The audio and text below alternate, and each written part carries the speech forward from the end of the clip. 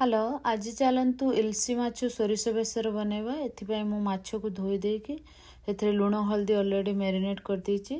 आउ एथिरे मु अल्प किछि सालमन माछ देछि, जेहेतु हम पिला माने कंटा माछ खाई परंतनी सेथिपाई सालमन देछि। तो माछ को आपण प्रथमे भल कि भाजी देबे।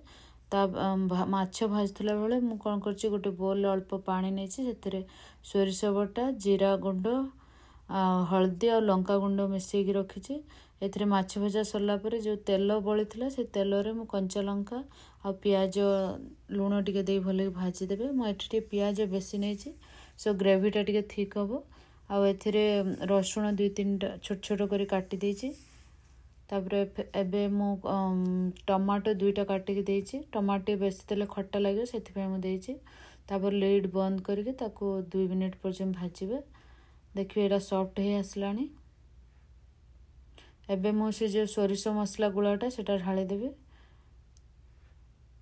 1 मिनिट पर एटा फुट आसीबे, देखि पारथे फुट आसीगलानी। एथिरे जो माछ भजा गुड़ा सब दे देबा। तापर लिड बंद कर देबे। 2 मिनिट पर देखि केते एटा देखंतु केते फुट आसलानी। आ एटा और 2-3 मिनिट हबो।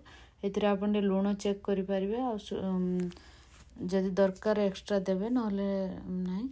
आफ्टर 3 मिनिट पर देखि पड़थु एटा पूरा फुट आसिला। एबे जीरा गुंड देके सर्व करिवे। एटा राइस रे बहुत बढ़िया लागे।